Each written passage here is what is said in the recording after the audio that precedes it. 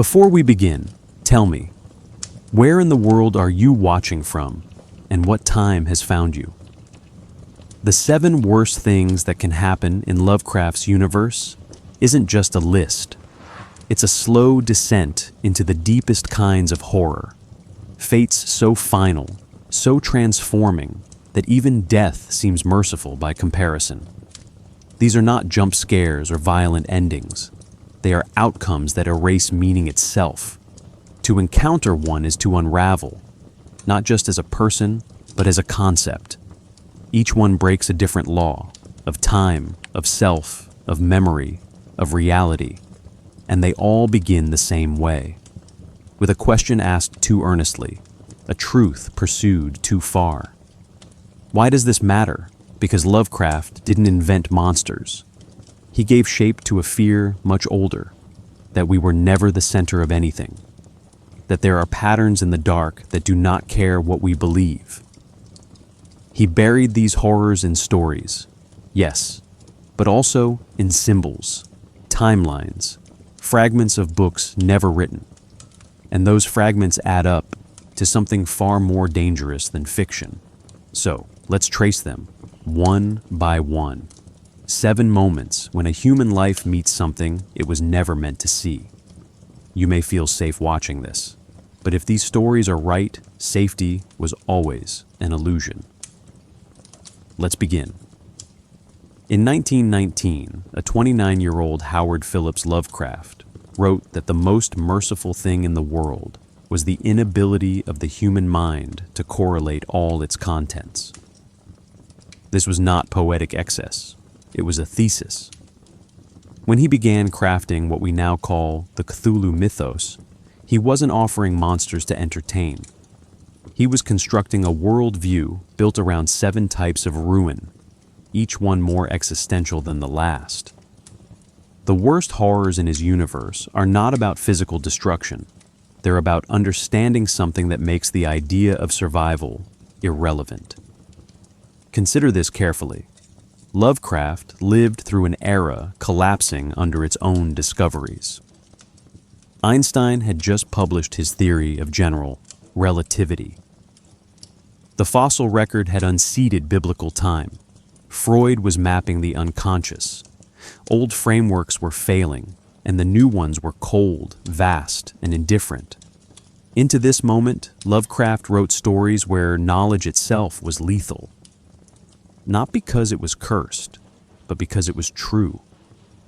His worst horrors are born when characters uncover fragments of a cosmos that doesn't notice or need us. The mythos, then, is a modernized version of something ancient. The fear that the universe is not just unknown, but unknowable. That fear has roots older than the 20th century. We see it in the book of Job, where a man loses everything and receives no answer, but where were you when I laid the foundations of the earth? We see it again in the Gnostic heresies, which suggested the world was created not by a benevolent God, but by a mad, blind demiurge. In both traditions, the worst thing is not suffering. It is the realization that suffering means nothing. Lovecraft echoed these ideas in his pantheon. Azathoth, the idiot god at the center of chaos, is not evil. He simply is. And that is worse. Language was one of Lovecraft's primary tools for keeping these horrors at a distance and for hinting at their presence.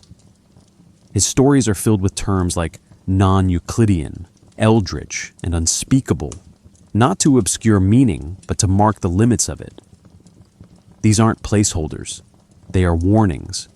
Even the names of his entities, Cthulhu, Yog-Sothoth, Nyarlathotep, function as semiotic traps. They cannot be comfortably spoken. They resist assimilation. Etymologically, they mimic ancient languages, but belong to none. They are meant to sound old, yes, but also broken, pre-human, and possibly post-linguistic. Naming in Lovecraft's work does not offer mastery. It signals exposure. We must pause here. Lovecraft's effectiveness lies not in his use of horror tropes, but in his ability to write as though he's not creating myth, but remembering it. Many of his narrators are scholars, archaeologists, linguists, those who study the past and find themselves undone by it. What they uncover are not new facts, but old truths that were buried for good reason. Myth, in his universe, has always been a form of misdirection, rituals misunderstood, gods renamed, threats reinterpreted as metaphors. The Necronomicon isn't feared because it's magical, it's feared because it's accurate. This narrative strategy, presenting fiction as recovered record, is what gives the mythos its strange authenticity. Lovecraft rarely begins with horror. He begins with research, field notes, inscriptions, cataloged artifacts, ancient cities described like journal entries. The reader, like the protagonist, is lulled into thinking this is just another excavation. Then the cracks widen. Reality shifts.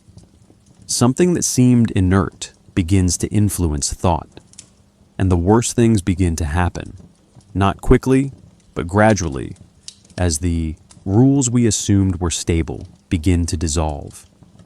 This is not coincidence, it's design. Horror unfolds through the structure of discovery. That structure will be our guide. The 7 worst things in Lovecraft's universe are not isolated events. They are categories of ruin that emerge whenever human beings overstep their limits by digging too deep, translating too literally, dreaming too far. Each is paired with a specific kind of breakdown, of time, of identity, of perception, of lineage. We will not categorize them by monster or story, but by what they unmake. And we will begin in the next section by examining the core ideas that make such unmaking possible. Ideas that question the most basic thing we believe, that we matter.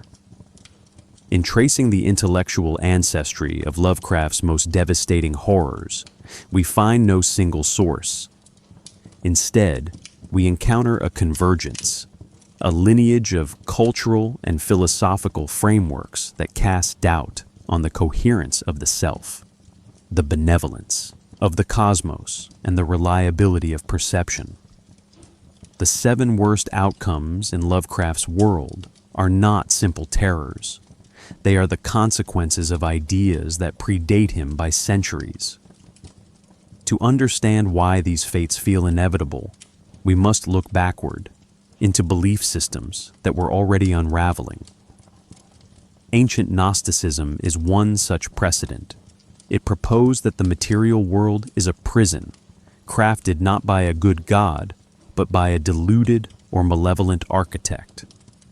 Salvation, for the Gnostics, came through forbidden knowledge, not faith, but awakening.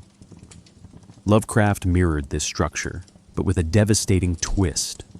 In his fiction, there is no salvation. The knowledge still awakens, but only to reveal futility. A Gnostic might learn the world is a lie and seek escape.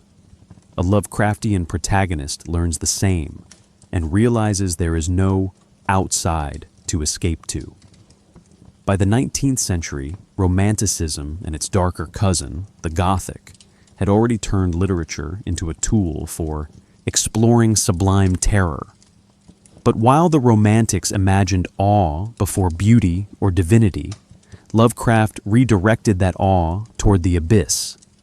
His horror is not terror at the unnatural. It is the recognition that the natural itself is alien. This echoes Edmund Burke's concept of the sublime, the mixture of wonder and dread evoked by something vast and unknowable. Yet Lovecraft removed the final comfort. In his works, the vastness doesn't uplift, it indifferentates. Nietzsche's shadow also looms large. Lovecraft read him and likely internalized his declaration of the death of God, not as triumph, but as tragedy, without a divine anchor, meaning unravels. What remains is perspective, biology, and fate. The 7 worst outcomes in Lovecraft's universe arise when this unraveling becomes literal. Time loops, minds fracture, identities dissolve. His characters aren't punished for immorality. They are punished for inquiry.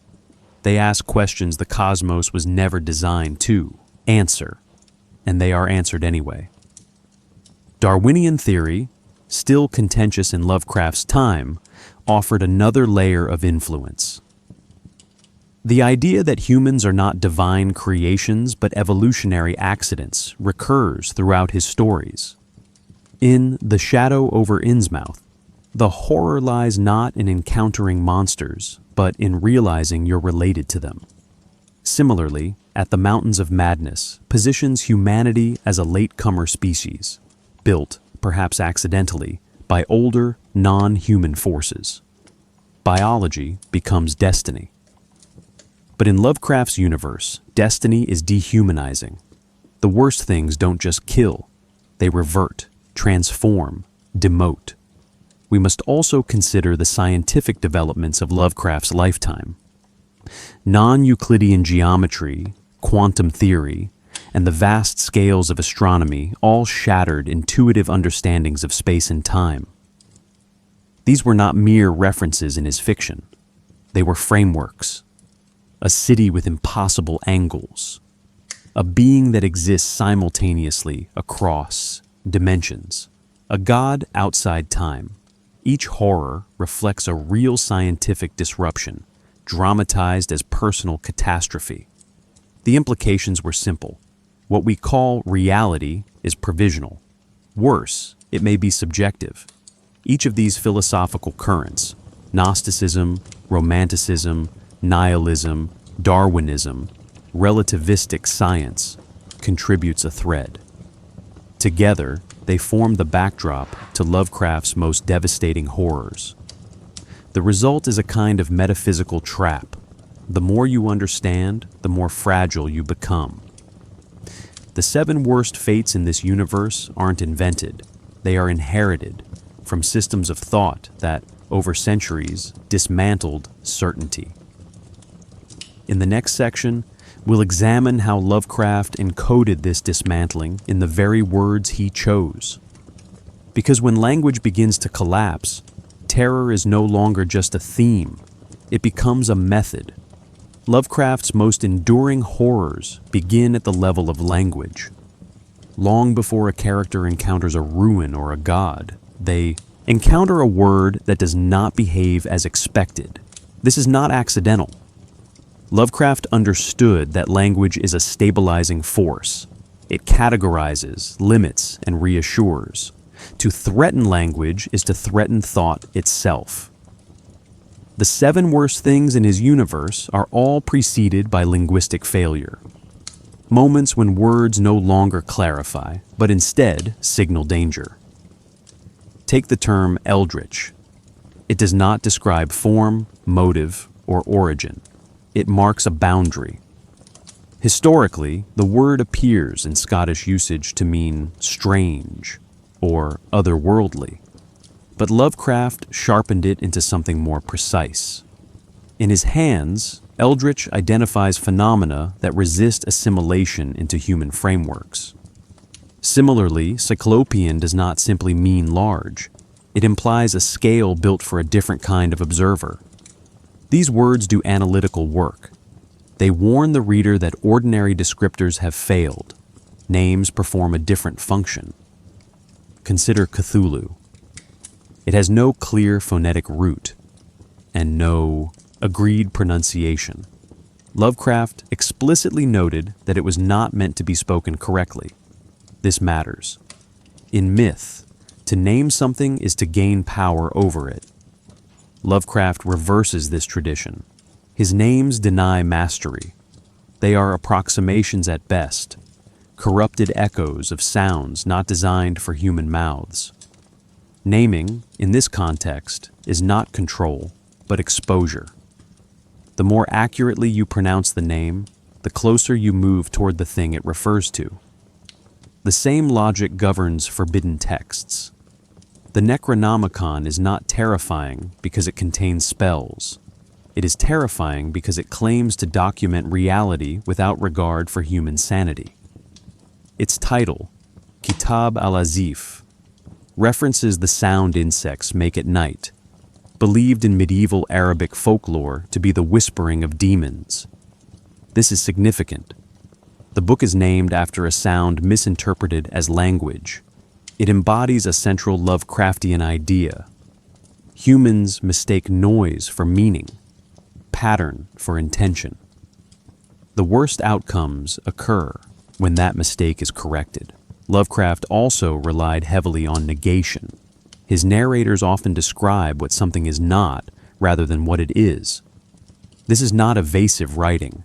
It is epistemological signaling. The object lies outside known categories. When a city is not built according to any known geometry, the implication is clear. Human systems of measurement are inadequate. We are not missing data. We are missing the capacity to interpret it. Language fails not because it is imprecise, but because reality exceeds its design. We must pause here because this strategy reveals something profound. Lovecraft's vocabulary does not obscure horror. It stages it. Each unfamiliar word functions as a fracture point where comprehension begins to erode. Over time, these fractures accumulate. By the time the worst things happen, identity loss, temporal displacement, ontological collapse, the reader has already been prepared. The language has been training us to fail.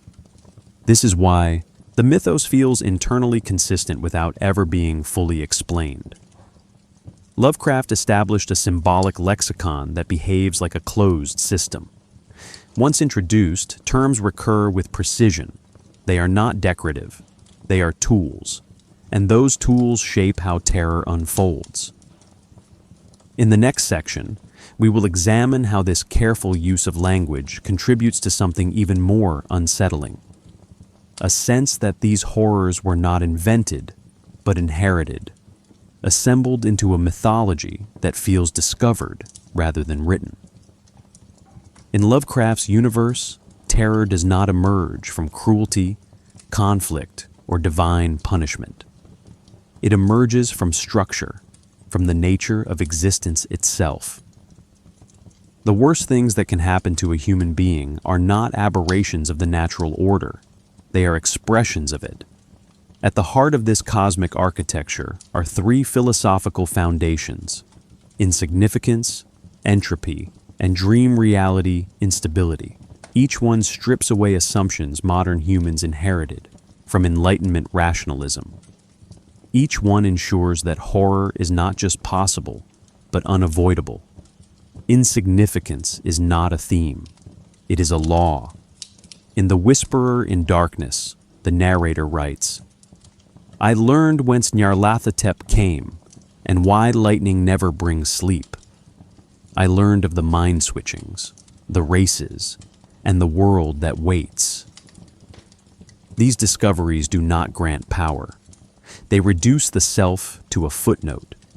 Lovecraft's characters never change the world. They only realize how little they mattered in it. Unlike traditional horror, where survival implies triumph, here, survival often means witnessing a truth that one cannot forget and must now live with. The horror lies in scale.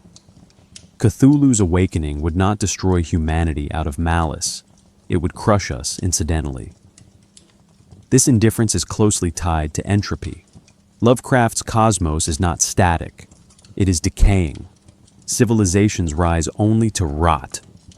Beings like the Elder Things or the great race of Yith built empires older than Earth itself, yet in every case, their fate is dissolution.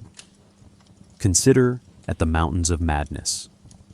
The protagonist surveys ruins more ancient than human memory and finds signs not of war, but of slow biological and social unraveling. Entropy here is metaphysical. It affects not just matter, but knowledge. Libraries filled with untranslatable texts, machines that function without anyone left who remembers how. The worst fate in this context is to understand that even the gods are subject to collapse. The third foundation, the instability of reality itself, is what gives Lovecraft's world its dreamlike texture. In the dream quest of unknown Kadath, Randolph Carter traverses surreal landscapes that blend memory, myth, and madness. But by the end, Carter awakens, not into clarity, but into further uncertainty. The dreamlands may be no less real than waking life. Or worse, waking life may be the dream. This inversion destroys orientation, time loops, identity. Shifts and spatial impossibilities become symptoms of a deeper disorder. The universe is not bound to our categories. Perception, therefore, becomes unreliable. These philosophical structures are not background. They generate the 7 worst things. Each catastrophic fate begins with a confrontation against one of these principles. In The Shadow Out of Time, the protagonist's consciousness is replaced across millennia by a member of the Yith. His identity erodes slowly, subtly. He begins to remember things that are not his. This is not madness in the clinical sense. It is a loss of ontological coherence. He is not insane. He is no longer a discrete self. And that realization, clear, reasoned, and irreversible, is what breaks him. What makes these principles so devastating is their legitimacy. Lovecraft did not position them as mystical revelations. He framed them as scientific conclusions. His stories mirror research, methodical, accumulative, and tragic. A narrator finds carvings, deciphers symbols, matches patterns. By the time they understand what they have discovered, it is too late.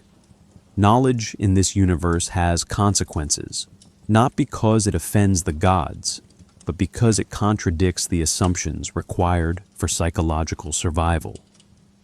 This is epistemic horror. It's not about being killed. It's about learning something that renders life absurd. We must pause here. Unlike religious terror, which promises judgment, or Gothic fear, which implies a curse, Lovecraft's horror offers no structure of cause and effect. The world is not punishing you. The world simply is, and you happen to look too closely. The worst things happen when a person exceeds their cognitive limits, not by accident, but by effort.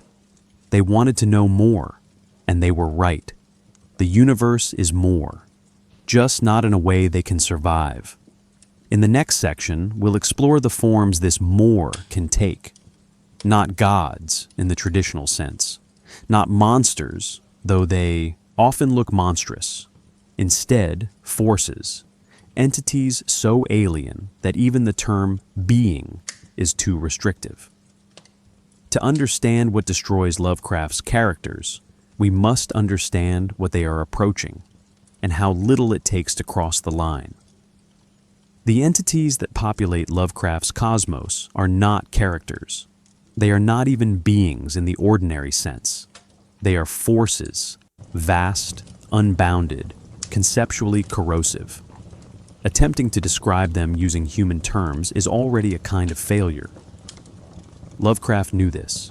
He designed his most devastating horrors around entities that cannot be fought, reasoned with, or even perceived in full. Their defining trait is not their power, but their indifference.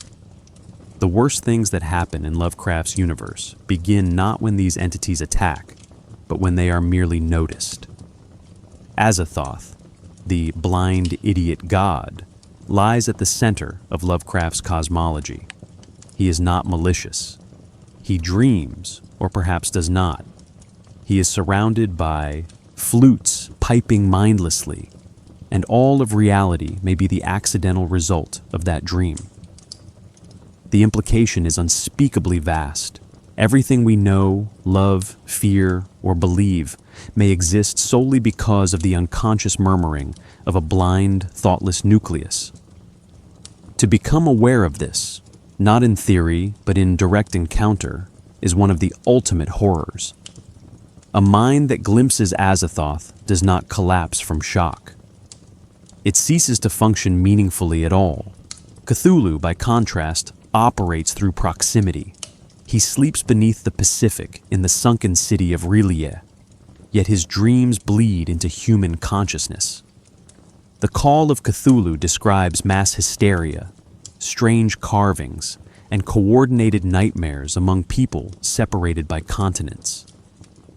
Cthulhu does not move, yet minds fracture under the weight of his dreaming presence. He functions not as a monster to be fought, but as a gravitational center of madness. Those who draw too near, physically or mentally, begin to lose themselves. They speak languages they never learned. They forget time. Identity begins to warp. Then there is Nyarlathotep, the crawling chaos. Unlike the other entities, he speaks, he interacts. He takes forms that are almost human, travels the earth, and inspires cults. Yet his speech does not clarify. It distorts. He offers truths that infect. In the dreams in the witch house, Nyarlathotep appears through warped geometry and ritual mathematics, bypassing space through non-Euclidean vectors. Those who encounter him do not merely go mad, they become transmitters. Their bodies become sites through which new, unbearable realities enter ours. Nyarlathotep is not malevolent.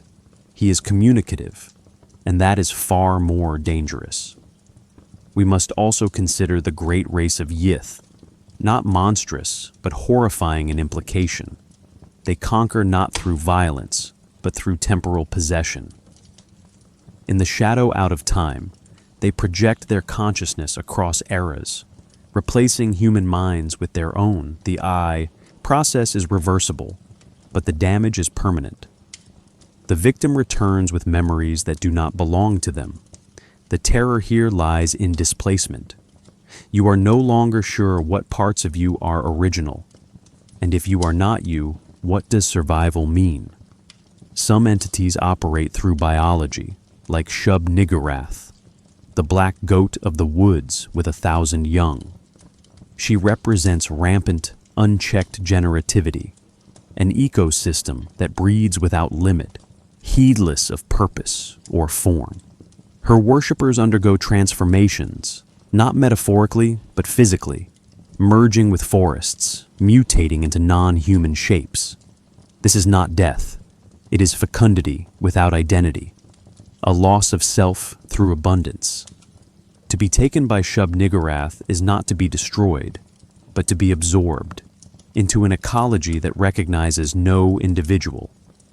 Finally, there are the deep ones, semi-aquatic beings who mate with humans and wait patiently beneath the waves. In the shadow over Innsmouth, the horror lies not in confrontation, but in heritage. The narrator learns he is part deep one. The transformation will not be immediate, but inevitable. It has already begun. This fate, transformation into something inhuman over time, is one of the clearest examples of Lovecraftian horror. It cannot be fought. It is written into the body. These forces do not act out of will. They do not target humanity. But contact with them, accidental or intentional, results in one of the 7 fates: madness, dissolution, identity collapse, biological degeneration, temporal dislocation, epistemic infection, or total ontological failure. These are not narrative devices, they are consequences. To be near such forces is to lose the structures that make human life intelligible. In the next section, we will trace the human side of this exchange, not the beings themselves, but those who approach them through curiosity, ritual, inheritance, or dream.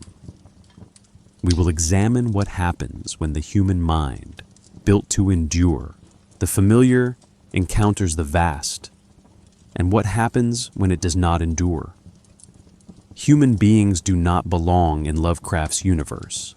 not as participants, not as observers, not even as concepts that remain intact when exposed to its truths. The worst things that happen in his stories are not physical attacks.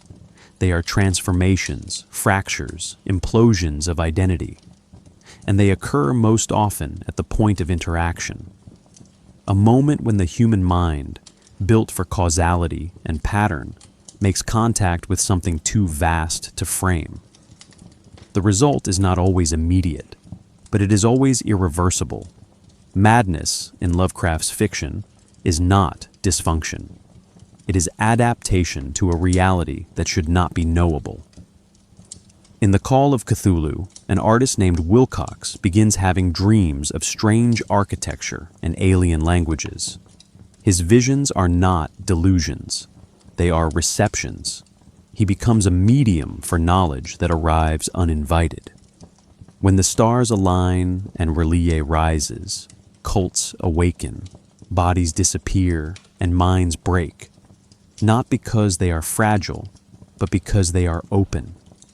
Madness, in this context, is not an illness. It is a side effect of awareness. Some characters resist this contact, but resistance does not preserve them. In The Shadow over Innsmouth, the narrator believes he is investigating a decaying town, only to discover that he is its future. The knowledge does not drive him insane. It drives him to acceptance. His final lines, "I shall dwell amidst wonder and glory forever," are horrifying because they are sincere. The mind has not collapsed, it has converted. This is perhaps the worst fate in Lovecraft's universe. Not destruction, but transformation into something that no longer remembers being human. We must pause here. Lovecraft's stories rarely feature sudden revelations. Instead, horror unfolds gradually as comprehension deepens. Characters gather evidence, fragments of text, artifacts, memories that do not align. They are not punished for violating taboos. They are punished for understanding what the taboos were trying to contain. Madness arises not from ignorance, but from clarity. This reverses the Enlightenment ideal. In Lovecraft's world, knowledge is not light. It is acid. Consider the dreams in the witch house. Gilman, a student of mathematics, explores non-Euclidean geometry and dreams of impossible spaces. He believes he is discovering new scientific frontiers. In truth, he is aligning his mind with Nyarlathotep's influence. His dreams become portals.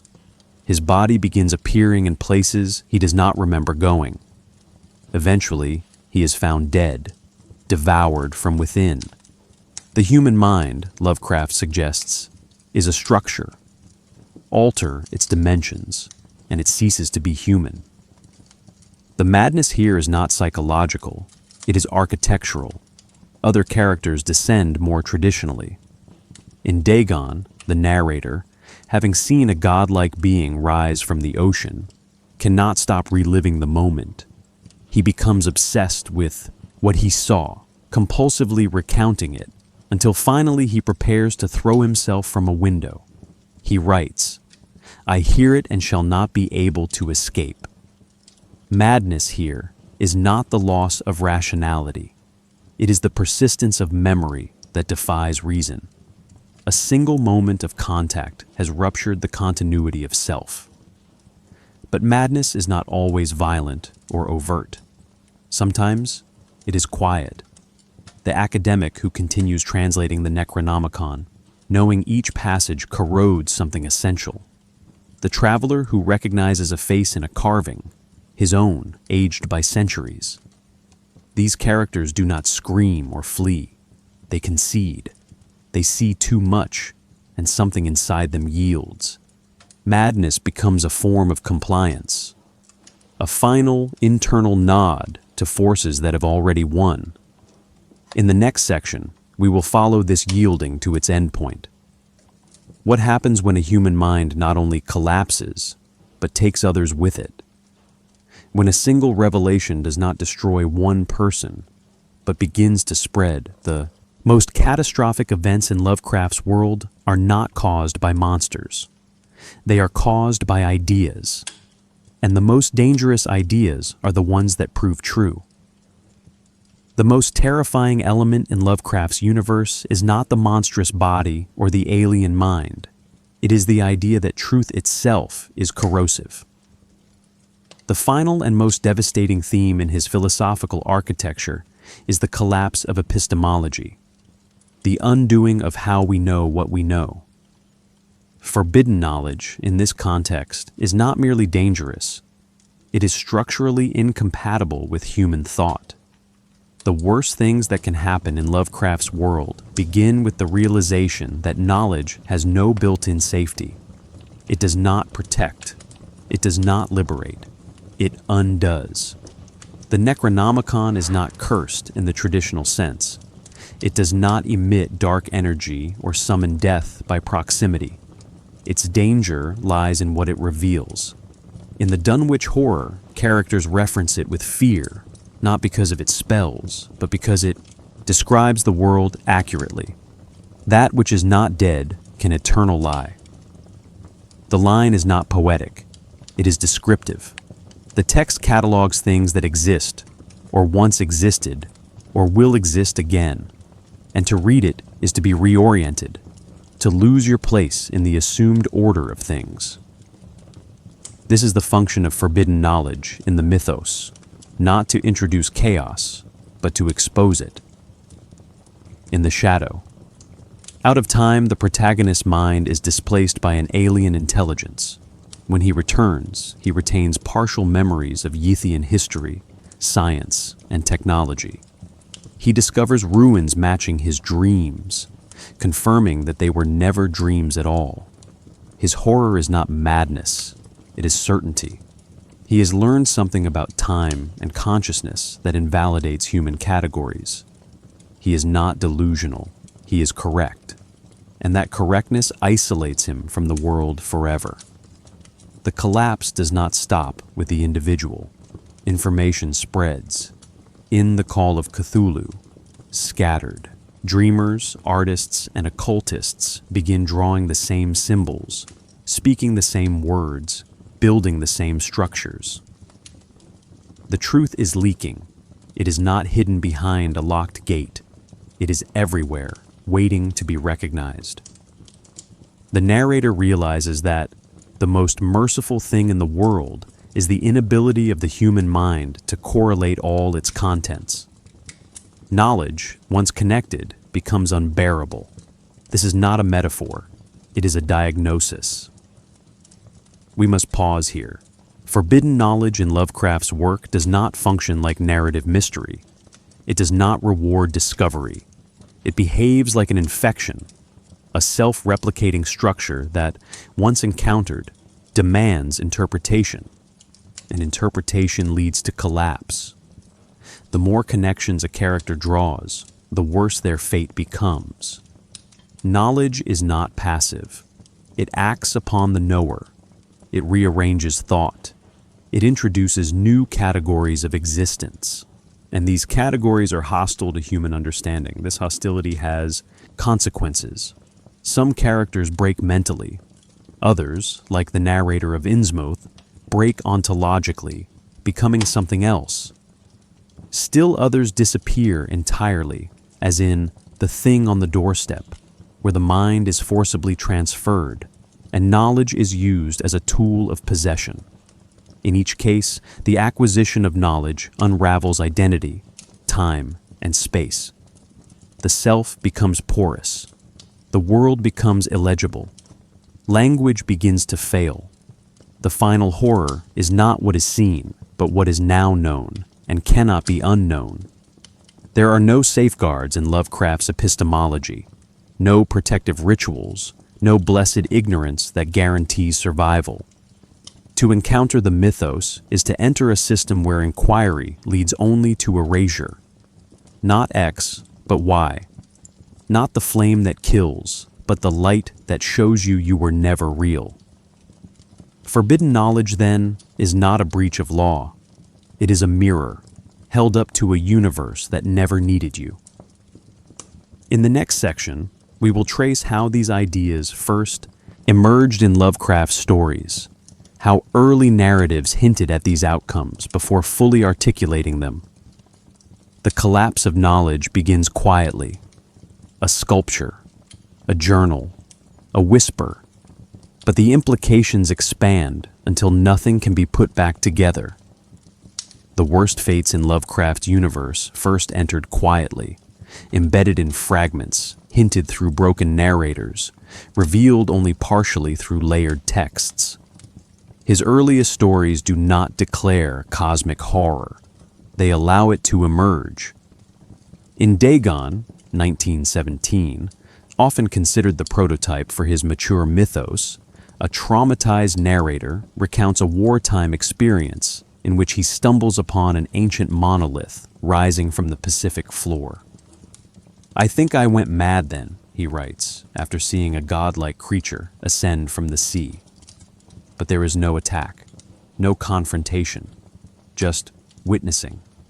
The real horror lies in what he brings back, knowledge he cannot silence. This is Lovecraft's first gesture toward a kind of horror that operates after the event. The Nameless City, 1921, expands the theme. Here, the narrator explores ruins in the Arabian desert that predate human history. He reads inscriptions suggesting that the reptilian inhabitants worshipped cruelty and embraced death willingly. It was of this place that Abdul al-Hazred, the mad poet, dreamed on the night before he sang his unexplained couplet. The story's power lies not in any specific image, but in its tone, reverence for the oldness of horror and the way memory carries it forward. The ruins do not merely indicate the past, they reach toward the present. This temporal bleed becomes a defining pattern. The worst things in Lovecraft's world are not dead. They are waiting. By the time Lovecraft wrote The Statement of Randolph Carter, 1919, he had begun constructing an interconnected mythos. The story is structured as a legal testimony. Carter explains how he and his occult companion, Harley Warren, explored a crypt in search of forbidden knowledge. Warren descends. Carter waits. What he hears next, through a telephone wire connecting them, is not a scream, but a voice saying, "You fool, Warren is dead." The moment is ambiguous. Who or what is speaking? The horror is defined not by violence, but by absence. Something has answered, and it is not Warren. This marks a transition in Lovecraft's work. Horror delivered not through revelation, but interruption, of language, of logic, of presence. These early tales also establish narrative strategies Lovecraft would refine. First-person accounts dominate, told by narrators who often begin confident, educated, skeptical, and end broken. Their reliability erodes. Their vocabulary becomes evasive. "I dare not speak further" becomes a refrain. The narrative form itself mirrors the philosophical themes of epistemic collapse. The closer the reader gets to the truth, the more unstable the telling becomes. This isn't merely aesthetic, it is structural. The form teaches the reader that knowing too much unravels both story and self. The Outsider, 1921, offers a particularly striking variation. A solitary figure, living in darkness, escapes his underground prison and seeks companionship. Only when others flee from him in terror does he see his reflection and realize he is a corpse-like monster. The twist is not played for shock. It is existential. The narrator did not become a monster. He was always a monster, simply unaware. This is one of Lovecraft's earliest explorations of identity collapse. The worst thing is not transformation. It is recognition that what you are is already something inhuman. Across these early texts, patterns form. An encounter with the ancient, a breakdown in perception, a revelation that undoes the self. But it is in later stories, like The Call of Cthulhu and The Shadow over Innsmouth, that these elements are synthesized into their full philosophical shape. The early works act as scaffolding. They do not yet name Yog Sothoth, or the Yith, or Shub Niggurath. But they imply the shape of things to come. They sketch the architecture of a cosmos in which terror is not personal.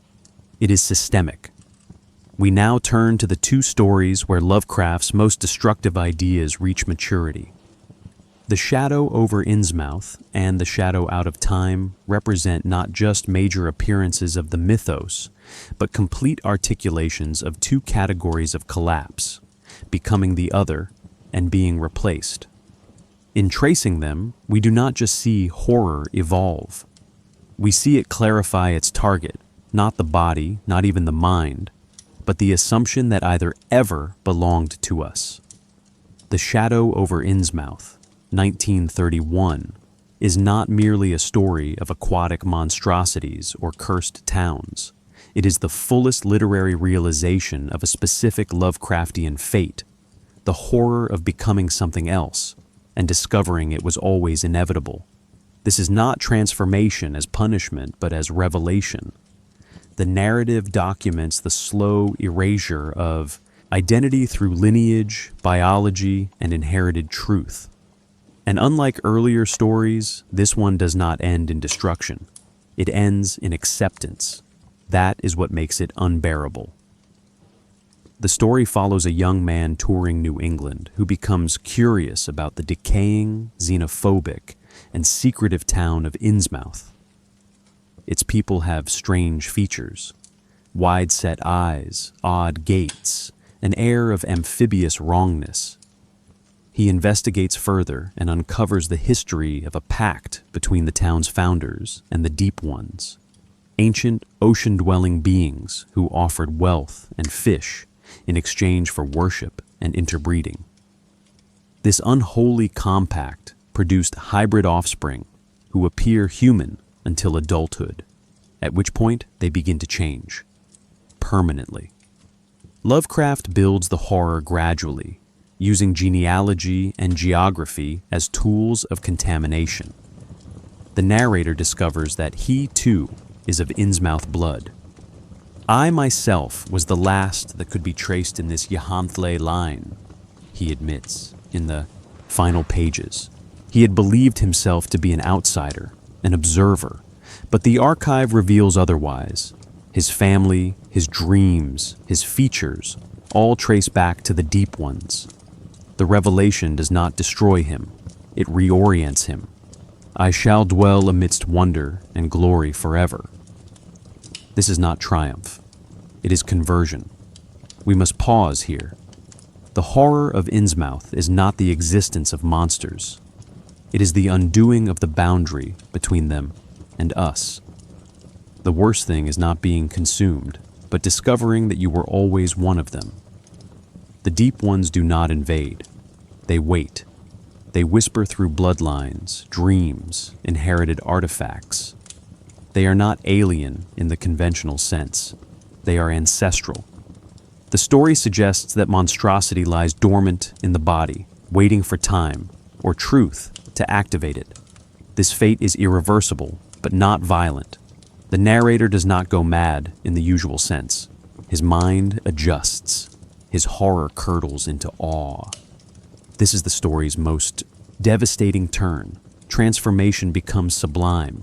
The sea, once a symbol of fear, becomes a portal. The Deep Ones, once abominations, become family. The narrator plans to free his imprisoned brother, embrace his heritage, and descend into Yahantle, the sunken city beneath the waves. He will leave humanity behind not because he must, but because he wants to. Lovecraft uses specific language to signal this shift. Early descriptions of Innsmouth are filled with revulsion. Queer narrow heads, dead-looking eyes, repulsive goiter. But once the narrator accepts his origin, the tone alters. The ocean is described as mysterious, beckoning. The call of the deep ones is no longer oppressive. It is melodic. This reversal mirrors the larger structure of Lovecraftian horror, not an outside force breaking in, but a deeper truth rising up. Identity is not destroyed, it is revised. Importantly, the shadow over Innsmouth also expands the mythos geographically and biologically. R'lyeh is not the only sunken city. Cthulhu is not the only god. The deep ones are a species, not a singular threat. This moves the horror from the metaphysical to the mundane. The threat is no longer in one location. It could be anywhere. If your blood is not pure, your future is already written. Not X, but Y. Not a descent into madness, but a return to origin. This is the genius of the story. It disguises the worst fate as a happy ending. By the final paragraph, the narrator has abandoned resistance. He is merged. And in doing so, he forces the reader to ask a deeper question. What if the horror is not in becoming something monstrous, but in discovering that you were never fully human to begin with? In the next story, we will examine another variation of this terror. Not transformation through ancestry, but replacement through time. A fate in which the self is not corrupted, but evacuated, where memory itself becomes a foreign object, and the mind discovers that it was rented by something else. The Shadow. Out of Time, 1934 to 35, is Lovecraft's most fully developed meditation on the disintegration of identity through time, memory, and consciousness. Where the shadow over Innsmouth confronts the horror of becoming something alien through inheritance. This story explores a more disorienting fate, being replaced, not metaphorically, literally. Lovecraft constructs here one of the worst possible outcomes in his mythos. Not death, not madness, but a realization that one's body, one's life, has been occupied by a foreign intelligence, and that the process was seamless. The story is presented as a memoir by Nathaniel Wingate Peaslee, a professor who suffers a sudden mental collapse during a lecture in 1908. He awakens 5 years later with no memory of what occurred in the interim. Accounts from family and colleagues reveal that during those missing years, he spoke with strange accents, took up unfamiliar studies, and traveled widely with an obsessive focus on ancient civilizations. Upon regaining consciousness, he becomes plagued by dreams, impossible ones, of non-human architecture, strange hieroglyphs, and perspectives that do not belong to a human brain. The revelation arrives in stages. Peaslee was not mad. His consciousness had been displaced across deep time by the great race of Yith, a vast, cone-bodied alien species capable of projecting their minds across epochs to inhabit other beings. In exchange, his human mind had been stored in a Yithian body, living among them, studying their history, experiencing their culture. The worst thing is not the abduction, it is the clarity of the experience. I seemed to be a conscious fixed point in the dimensional seething, he recalls. He remembers everything, and it makes perfect sense. We must pause here. Unlike typical possession stories, Peaslee's fate is not spiritual or symbolic. It is systematic. The Yith do not torment their subjects. They study them. They record their memories, categorize their languages, archive their behaviors.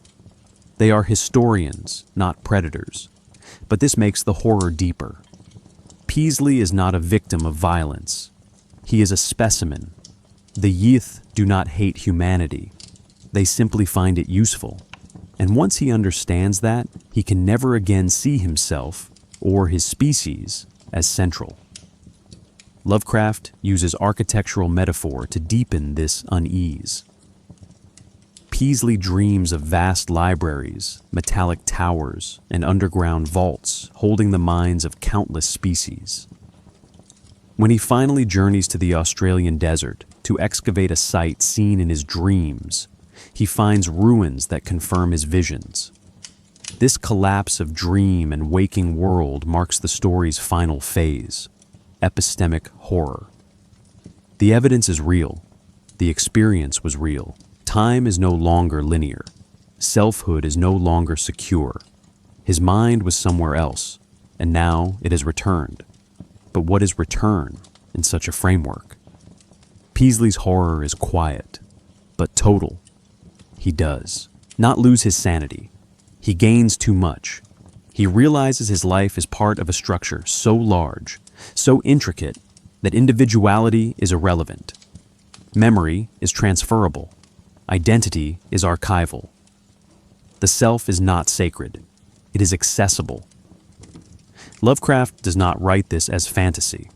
He writes it with scientific precision, astronomical cycles, geological epochs, neurological anomalies. The language of evidence replaces the language of myth, and that in itself is terrifying. Not X, but Y, not the fear of death, but the awareness that you are not the first to use your mind, that it has hosted others and may again, that your memories are not unique, but copied, filed, and studied by beings who look at human history the way we look at fossils.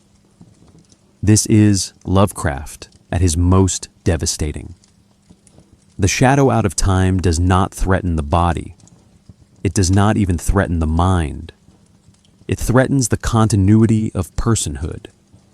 It asks whether we ever had stable identities at all, or whether we are just temporary custodians of awareness, drifting through a universe that repurposes consciousness like machinery. In the final subsection, we will explore how this machinery continued beyond Lovecraft, how his peers and successors expanded, reinterpreted, and sometimes misunderstood the implications of the mythos. Because once these ideas are introduced, they do not stay contained. They spread across time, across media, across minds. After Lovecraft's death in 1937, the mythos did not fade. It proliferated. His peers, protégés, and later generations of writers seized upon his fragments, expanding the shared universe he had only loosely mapped. But this expansion brought tension. The cosmic horror Lovecraft crafted was defined by indifference, epistemic rupture, and the erosion of meaning. Many later adaptations imposed structure, morality, even hierarchy, shaping the mythos into something more familiar, but less alien. The horror remained, but its function subtly changed. Dagust. Derleth was the first and most influential of these inheritors. He preserved Lovecraft's legacy through Arkham House, publishing much of his work posthumously. But Derleth also reframed the mythos. He introduced a quasi-theological model, dividing entities into elder gods, benevolent, and great old ones, malevolent, and suggesting a cosmic struggle between order and chaos. This binary structure was foreign to Lovecraft's vision. In Lovecraft, there's no moral war, only scale, indifference, and the occasional collapse of a curious mind. Derleth's reinterpretation introduced intention, which Lovecraft had deliberately avoided. Later writers resisted this framework. Ramsey Campbell, Thomas Ligotti, and Caitlin R. Kiernan returned to the original philosophical core. That horror lies in perception itself. Campbell's Cold Print explores how language alters reality. Ligotti's fiction presents consciousness as a trap, echoing the shadow, out of time's terror of identity as illusion. Kiernan reintroduces ambiguity, favoring atmospheres of decay and doubt over explicit cosmology. These authors understood what Derleth downplayed, that the mythos works best when it refuses coherence.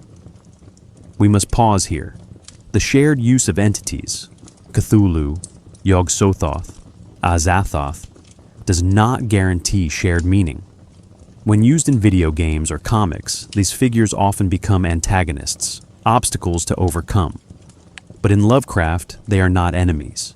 They are conditions. A character who defeats Cthulhu misses the point. You cannot defeat gravity. You can only misunderstand it until it acts. The worst fates in the mythos occur not when entities awaken, but when humans realize they were never sleeping. That said, shared world building has its own power. The Call of Cthulhu role-playing game, first published by Chaosium in 1981, transformed the mythos into a participatory system. Players confront cults, ancient texts, and sanity mechanics that reflect Lovecraft's central insight: knowledge has consequences. While the game often leans on plot and heroism, its mechanics emphasize decay. Sanity is not a resource to preserve, but a clock ticking toward collapse. This gamification does not distort the mythos. It teaches it, gradually, inevitably. Modern media has adapted Lovecraft in diverse ways. Films like The Thing, 1982, and Event Horizon, 1997, embody the horror of internal disintegration and spatial unreliability. These works rarely mention Cthulhu by name, but they carry the mythos in structure. The truth arrives too late. The damage is already done. Even seemingly distant texts, Mark Z. Danielewski's House of Leaves, Jeff Vandermeer's Annihilation, carry Lovecraftian DNA. Layered documents, shifting realities, ecological horror, epistemic dread. And then there is the internet, where Lovecraft's afterlife thrives in folk horror. Creepypasta, ARGs, and liminal storytelling borrow his method. Suggestion over explanation, fragmented documents over full narration. The mythos spreads, not through canon, but through contamination. It is no longer one writer's system. It is a viral structure that anyone can enter, and no one can fully map. The mythos evolved, its interpretations diverged, but one truth remained constant. The worst things are not what happens to the body, but what happens to the frame of meaning. Later writers and media may vary in fidelity to Lovecraft's tone, but the most resonant contributions always return to this insight. Horror is not a force. It is a recognition, a shift in thought, a final, irreversible sentence whispered by something that does not care whether you understood it. In the next section, we follow that whisper into the world beyond fiction. We trace how these ideas, transformation, identity loss, epistemic collapse, have echoed into hoaxes, sightings, adaptations, and subcultures. Because the mythos was never just literature, it was always contagion. Lovecraft's horrors have never stayed confined to literature. From the beginning, his mythos blurred the line between fiction and found document, so effectively, in fact, that readers began treating his creations as real. Today, one of the most revealing signs of Lovecraft's cultural afterlife is not academic, it's folkloric. Myths, hoaxes, and supposed real sightings of entities like Cthulhu, Deep Ones, or the Necronomicon appear regularly, often without clear attribution. These aren't just jokes. They reflect a deeper phenomenon, the transformation of cosmic horror into contemporary myth. Take the Necronomicon. Though entirely fictional, it has appeared as a real book for decades. Multiple publishers have released versions claiming to be translations of Abdul al-Hazred's infamous text. Some borrow Lovecraft's tone, others fold in genuine occult material, treating his mythos as veiled truth. In 1977, the so-called Simon Necronomicon appeared, combining Mesopotamian myth with Lovecraftian references. It's sold widely, was cited in occult circles, and is still available today. The appeal lies not in spellcasting, but in possession of something that might know more than it should. Urban legends function similarly. Reports of sea creatures resembling Cthulhu surface periodically, massive tentacled shapes washing up on beaches, strange sonar readings in the Pacific. Some are hoaxes, some misidentified fauna, but all share a thematic structure. The sea conceals something vast, ancient, and unnameable. This fear is not new. What's changed is the frame. Where earlier generations spoke of sea serpents or krakens, today's myths echo Relia. Lovecraft's language has become the default vocabulary for deep-water unease. Digital media accelerated this shift.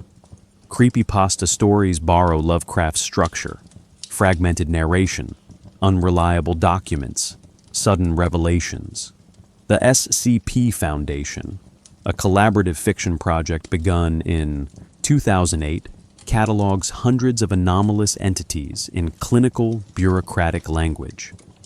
Many are explicitly inspired by Lovecraftian ideas, beings whose effects are contagious, whose names distort cognition, whose containment is provisional. These stories are not direct adaptations. They are mutations. And that's the point. Lovecraft's horror was always viral in structure. Its power lies in what it suggests, not what it concludes. The same logic drives adaptations across film, music, and games. Bloodborne, 2015, a game steeped in cosmic horror, begins as gothic nightmare and slowly reveals its mythic architecture. Unknowable beings, ascending madness, knowledge as corruption. The deeper the player explores, the more alien reality becomes. Music, too, has responded. Dark ambient and ritual drone genres often use Lovecraftian titles, Nyarlathotep Invocation, Azathoth Rising, to signal texture, slow, submerged, void-facing. These forms do not retell stories. They reenact a mood. Cosmology without center. Why does this endure? Because the mythos expresses something modern life refuses to resolve. The tension between rational progress and existential insignificance. We map the genome, but still dream of unnameable ancestry. We chart galaxies, but remain haunted by the thought that consciousness is an accident. Lovecraft's horror, stripped of its pulp trappings, reflects a fundamental human wound. The fear that meaning is not missing. It was never there. The mythos doesn't fill the void. It confirms it. Subcultures have made this confirmation part of their identity. On forums, in tattoos, in ARG communities, people don't just discuss Lovecraft. They inhabit his ideas. Not with fear, but fascination.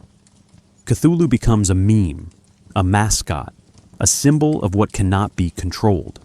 Irony coexists with sincerity. To joke about summoning Yog-Sothoth is to acknowledge a hidden structure, whether real or metaphorical, that dwarfs our systems. This is not belief, it is complicity.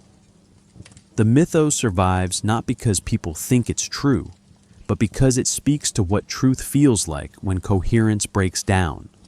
And that coherence is breaking. Climate anxiety, AI consciousness, digital surveillance.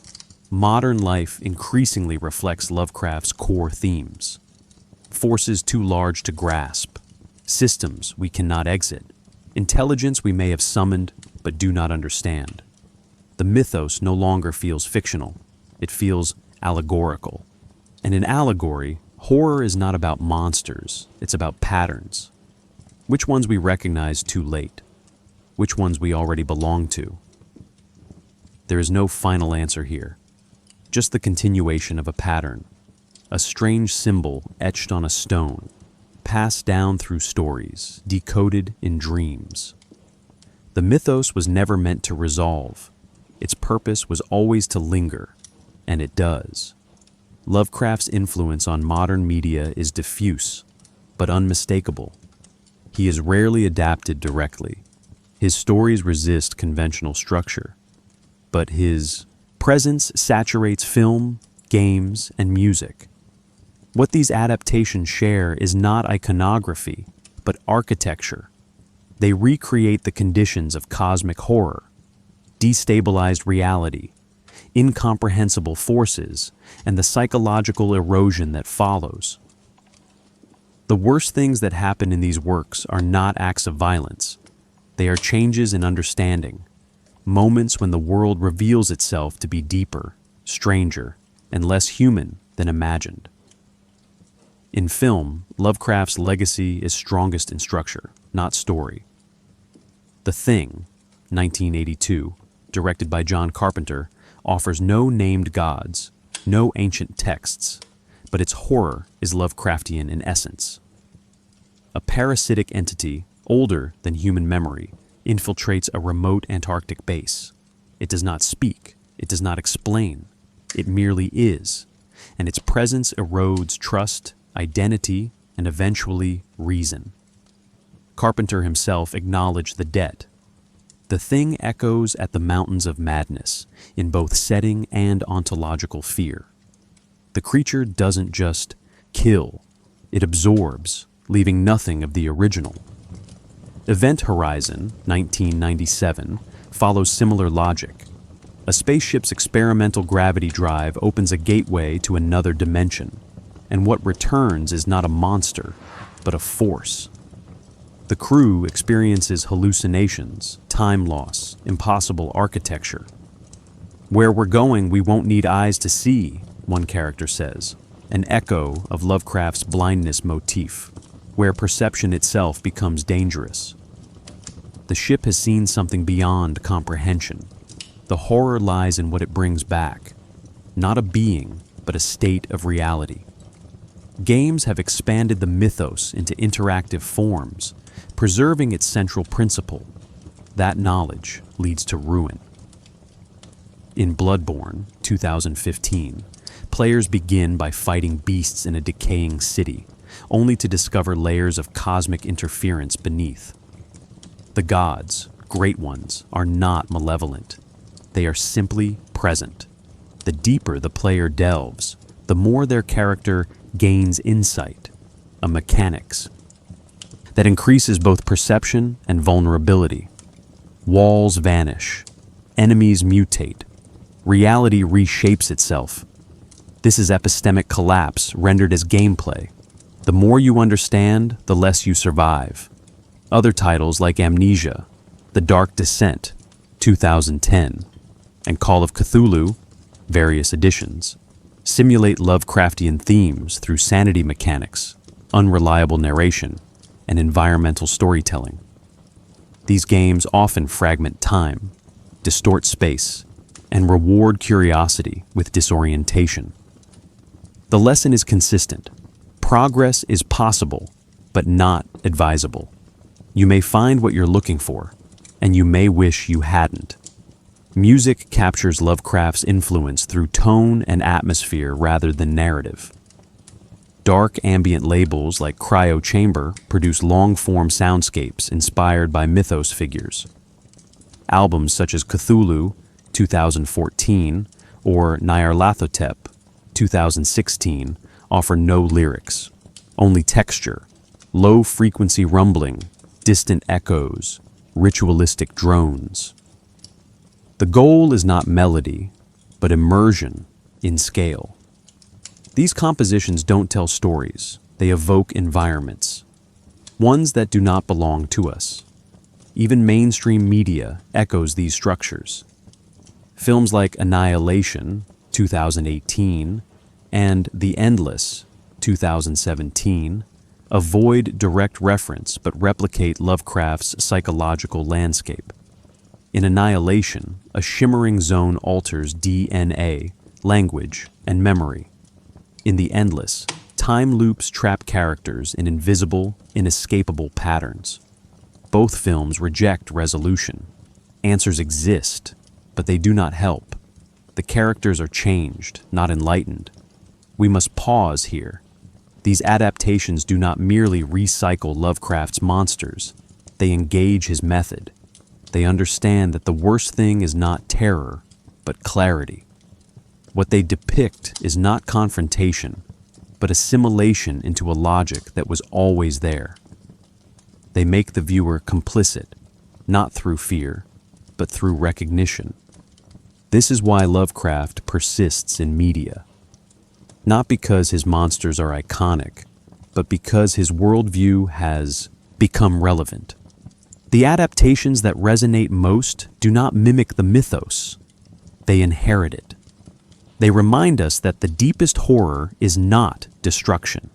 It's continuation, on terms that are no longer ours. In the next section, we explore how this inheritance has extended into subcultures and academia, where Lovecraft's ideas are no longer merely consumed, but lived. Lovecraft's mythos has not only permeated popular media, it has been appropriated, reinterpreted, and inhabited by subcultures and scholars alike. His influence exists not just in stories, but in identities, rituals, aesthetic choices, and theoretical frameworks. The mythos has evolved into a kind of cultural operating system, one that individuals adopt to express a worldview, one shaped by doubt, scale, and the suspicion that human meaning is a temporary structure beneath indifferent stars. Within subcultures, Lovecraft's presence is visual, performative, and symbolic. Tattoos of sigils, tentacles, or the yellow sign reflect more than fandom. They often signal philosophical allegiance. The Cthulhu Mythos offers a vocabulary for existential rebellion, especially among those drawn to outsider identities. In occult-adjacent spaces, Discord servers, chaos magic circles, online esoterica forums, mythos entities are invoked not with literal belief, but as metaphors for transformation and dissolution. Rituals reference Yog-Sothoth not as a deity, but as a lens, a symbol for boundaryless perception, the erasure of the self through knowledge.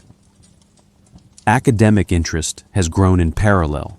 Scholars have positioned Lovecraft within postmodern and speculative realist frameworks. Eugene Thacker, in the Dust of This Planet, 2011, explores Lovecraft as a philosopher of the unthinkable, someone who writes from the edge of language, where the human mind meets the non-human world.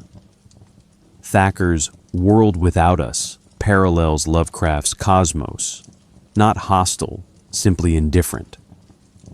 This alignment between cosmic horror and philosophy reframes Lovecraft's monsters as epistemological limits.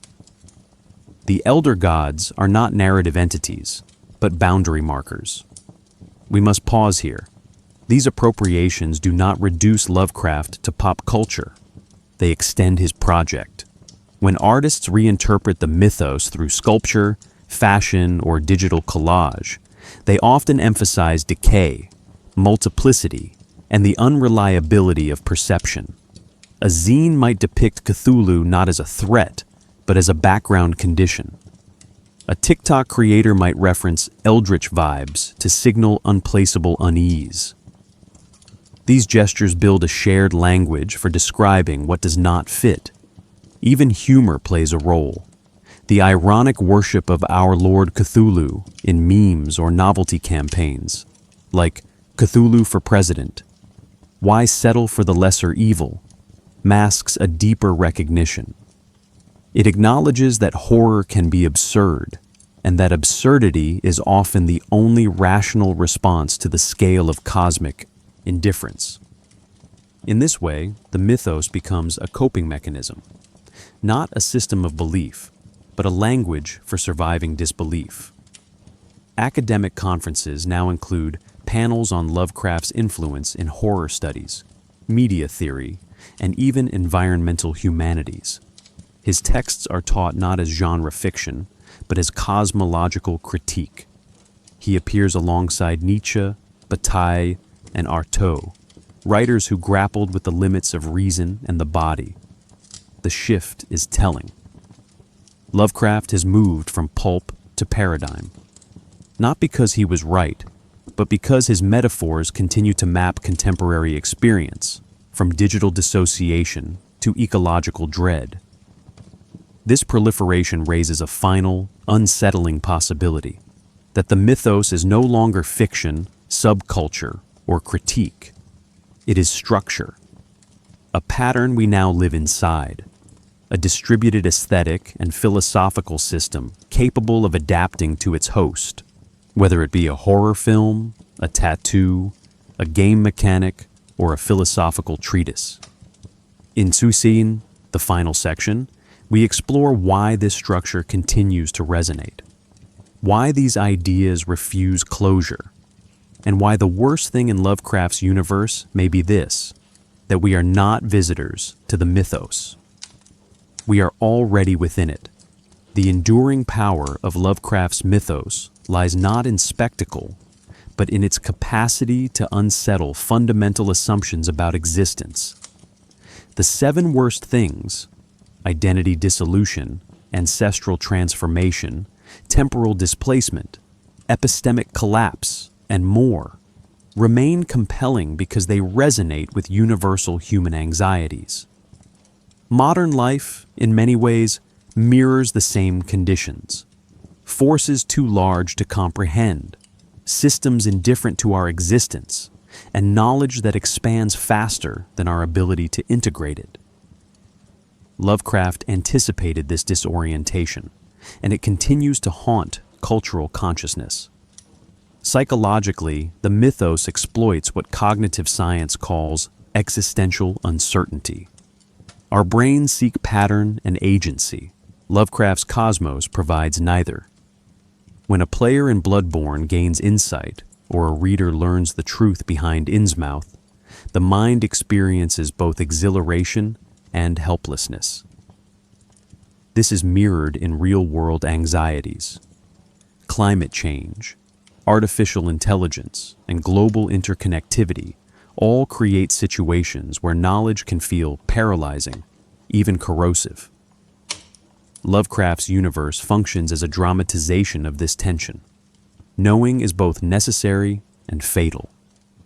Culturally, the mythos continues to serve as a repository for collective fear and fascination. Urban legends, internet subcultures, and participatory ARGs all use Lovecraftian frameworks to explore boundaries. They replicate his principle that horror arises from comprehension rather than spectacle. Communities share fragmented texts, coded references, and immersive narratives that extend the logic of cosmic horror into everyday experience. This participatory engagement ensures the mythos adapts, grows, and spreads, its principles internalized by anyone who interacts with it. Scholarly engagement reinforces the longevity of these ideas. Lovecraft is examined in posthumanist and speculative realist discourse, not as fiction, but as conceptual exploration. His entities are reframed as thought experiments. What if consciousness were not privileged? What if perception itself was limited, fragile, or secondary to forces beyond comprehension? These investigations reveal that the horror is not supernatural, but ontological.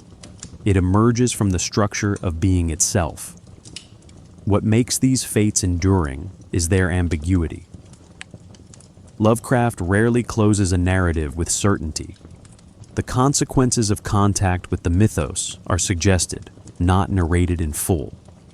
This ensures the horror lingers. The Deep Ones, the great race of Yith, Azathoth, all persist as potentialities. The human mind cannot exhaust their implications. Even media that adapts the mythos cannot fully contain it. The narrative logic escapes like a virus in thought.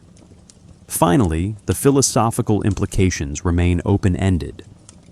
The worst things in Lovecraft's universe are not merely narrative devices. They are meditations on the fragility of meaning, identity, and perception. They suggest that human experience is provisional and understanding comes with cost. By leaving these concepts unresolved, Lovecraft ensures that each encounter, textual, visual, or experiential, forces reflection. The horror is not a conclusion, it is a question. How much can we comprehend before comprehension itself becomes unbearable? In this way, the mythos continues to influence imagination, culture, and scholarship.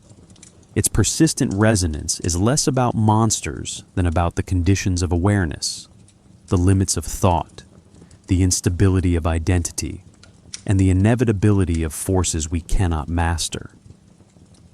And perhaps that is the most terrifying legacy of all, that the universe, in its indifference, may already be shaping us without our realizing it.